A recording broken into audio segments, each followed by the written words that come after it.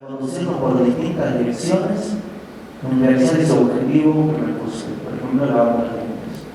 Puede ser un objetivo más grande, construir una casa, tener una familia, etc. ¿Saben cuál es la parte? La mente se la puede dividir en 4 partes: mente estable, subconsciente, ego e intelecto. Hay una parte de la mente que dirige nuestra voluntad. Ese es el intelecto.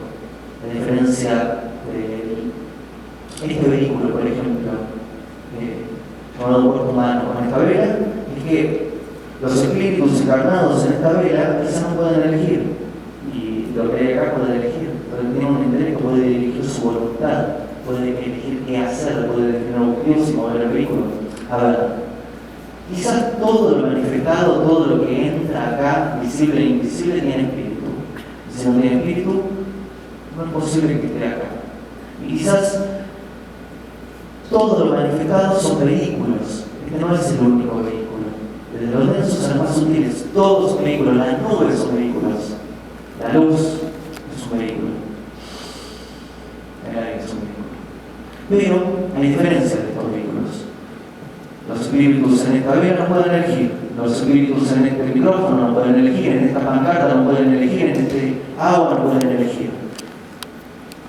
Están entregados, ¿no?, a lo que sucede en ese vehículo por el tiempo que estén en ese vehículo. Después hay otro tipo de vehículos. Por ejemplo, una planta. En una planta ya responden a un proceso natural, ¿no? Desde el nacimiento a la muerte van por transformaciones que no pueden elegir, pero ya viven una experiencia distinta.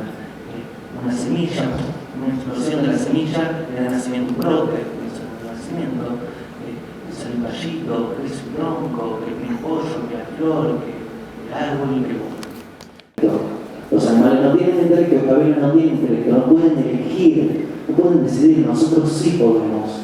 Y ahí hay una responsabilidad, me parece, porque podemos elegir lo que hacemos. Podemos elegir lo que hacemos desde el momento que tomamos el vehículo, en esa puerta a la que llamamos nacimiento, hasta la otra puerta a la que llamamos muerte. Con el intelecto dirigimos nuestra voluntad. Ahora bien, han escuchado de la palabra sánscrito, la palabra, el lenguaje sánscrito. Sánscrito es un lenguaje ahí de Oriente Medio, ¿no? Con muchos miles de nombres. En sánscrito, conciencia se dice chitta. En sánscrito, intelecto se dice chitta. Y eso es impresionante. Tardé varios años en entender porque lo leía, pasaba de libro en libro y decía, pero se confundieron, todos traducen mal, no sé qué hacer. Porque no podía comprender que llamen intelecto y conciencia con la misma palabra. Decía, ¿por qué? Hasta que vi algo. Ese diálogo sucedió en este país, sucedió en Cipolita. Estaba un día en la playa y vi algo. Y no fue una persona como esa. Lo que vi fue que el intelecto es la parte de la mente que dirige la voluntad. Y yo decía, la conciencia es cuando hago este desdoblamiento, la autoobservación, la capacidad de observarme. Cuando la inconsciencia es la incapacidad de observarme y creer que soy el vehículo. Y ahí sucedió el momento en donde encontré la coincidencia entre intelecto y conciencia. ¿Cuál es la diferencia de observarnos y no observarnos? Cuando nosotros nos observamos, podemos dirigir el vehículo, podemos utilizar nuestro intelecto, podemos dirigir nuestra voluntad. Sin embargo, cuando nosotros no nos observamos, no estamos dirigiendo la voluntad. No lo estamos haciendo. A ver, cuando nosotros nos observamos, podemos conscientemente, miren que estoy reiterativo, es por esto que en Oriente se dice que para llegar a cierta realización necesitamos siempre tener un maestro, alguien que nos arranque la voluntad de ese estancamiento. Y después están las voces de adentro, las voces interiores. ¿Qué son las voces interiores?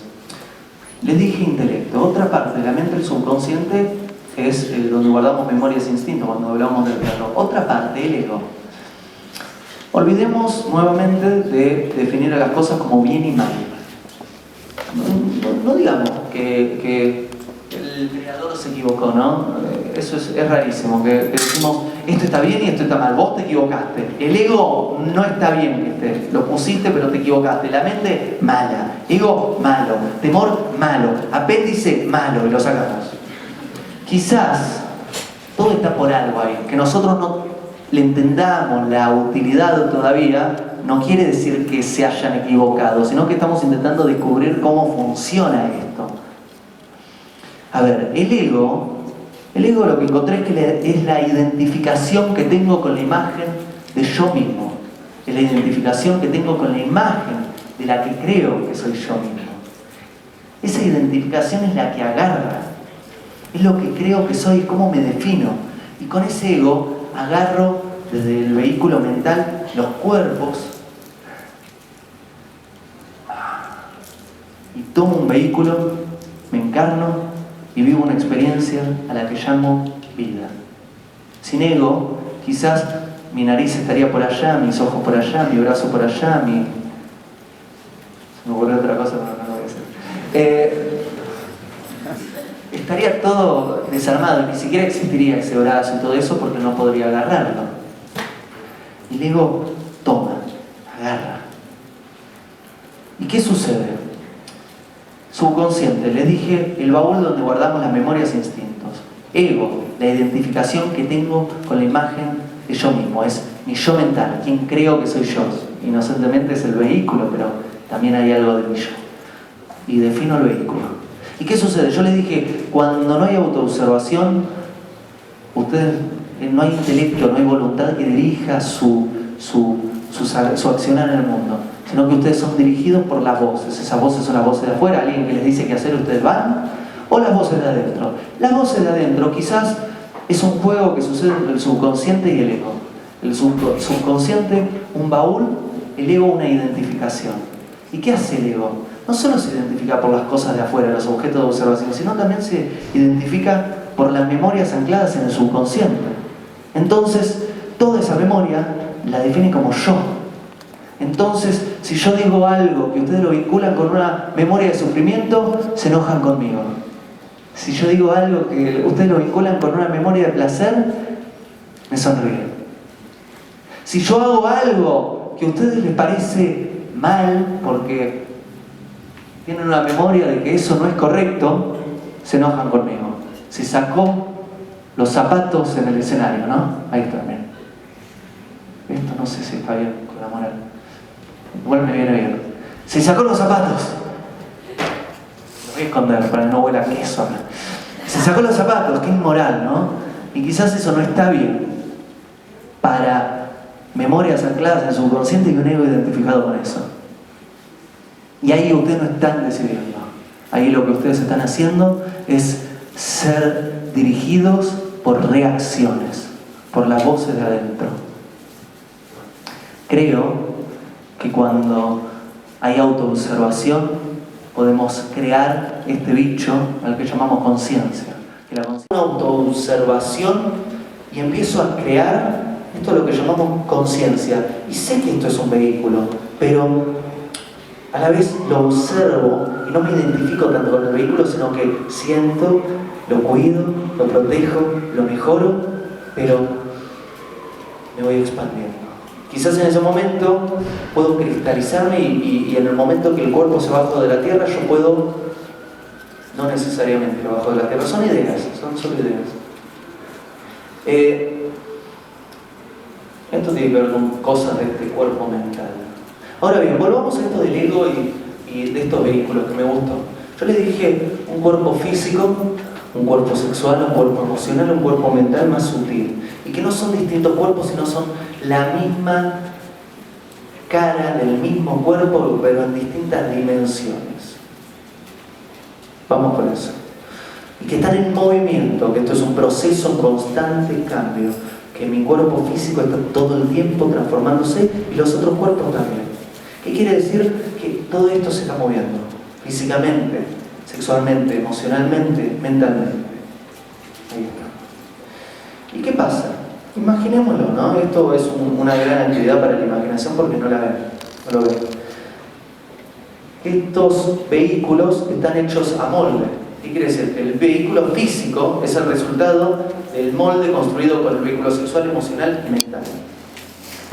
Y que este movimiento se construye con todo lo que tomo. Eso que toma es el ego que se identifica. Le dije, el ego es la identificación que tengo con la imagen de yo mismo, y que si no mi nariz está por allá. Entonces, todo lo que creo que soy yo, lo tomo, lo deposito como memorias y armo este vehículo y está circulando alrededor mío y se va moviendo, ¿no? Y el subconsciente no es, yo le digo es un baúl, para graficarlo, para ponerlo pedagógico, pero quizás es todo esto que está sucediendo alrededor mío. Y el ego es como una pegatina que agarra, que agarra.